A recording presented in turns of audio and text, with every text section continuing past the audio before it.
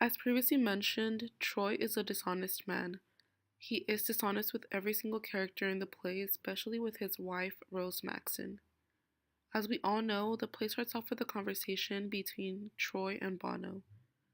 Troy is telling Bono that it is unfair for African Americans to do all the labor at work while white men get to drive the truck.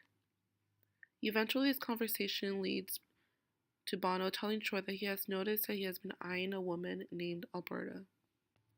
Alberta is a woman who all the men want to be with, and upon hearing Bono's observation, Troy brushes this off by saying that he eyes all the women, and Bono tells him that he didn't just eye her, he bought her a drink or two, to which Troy says, quote, "Hell yeah, I bought her a drink. What that mean? I bought you one too.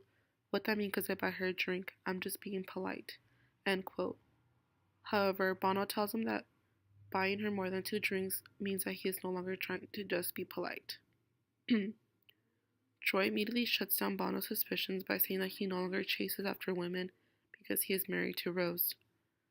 Bono acknowledges that, but he tells Troy that he saw him walking around Alberta's house, and Troy becomes defensive once again. And that's when we get introduced to Rose.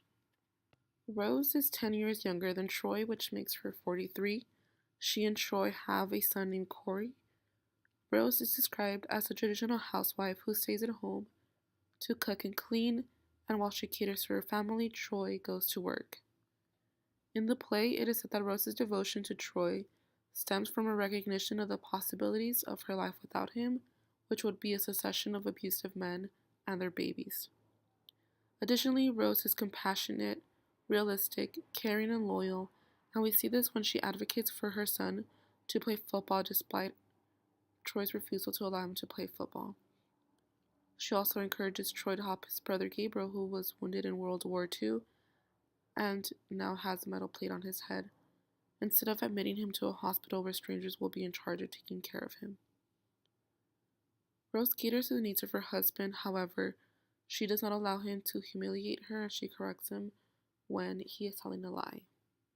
At the beginning of the play, Troy emphasizes how lucky he is to have a wife like Rose. He says, quote, "I love this woman. I love this woman so much it hurts. I love her so much I didn't run out of ways of loving her." End quote.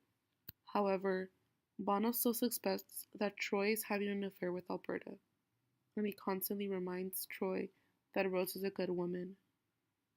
Troy says, quote, "Hal, you know me. I wasn't out there looking for nothing. You can't find a better woman than Rose. I know that. But seems like this woman just stuck onto me where I can't shake her loose. I done wrestled with it, tried to throw her off me, but she just stuck on tighter. Now she's stuck on for good." End quote. This is when Troy finally confirms Bond's suspicions.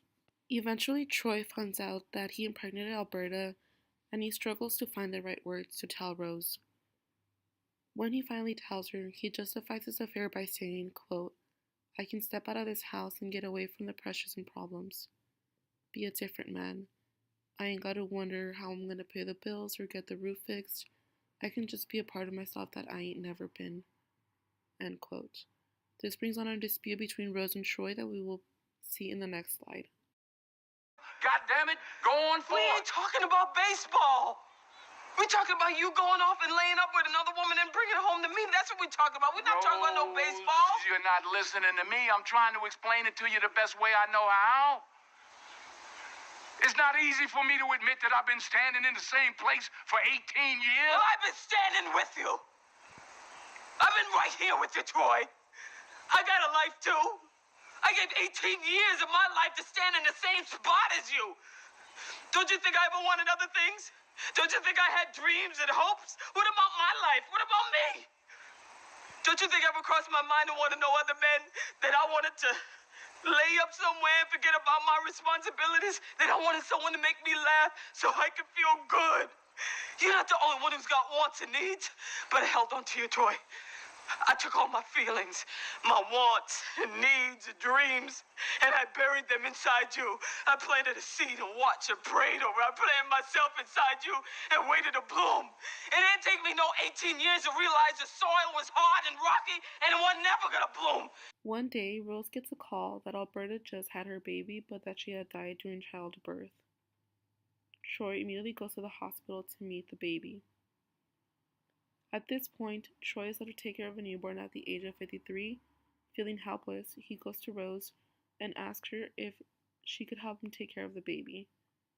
Being as the baby is motherless and innocent, she agrees. Troy is allowed back inside their home, and although Rose starts to cook for him, it is evident that the connection they once had is severed and that their marriage will never be the same again. 7 years later, Troy dies of a heart attack, and although he betrayed all the characters in the play, Bono, Corey, Rose, Gabriel, Leons, and Raynell, who's his illegitimate child, all gather in his honor.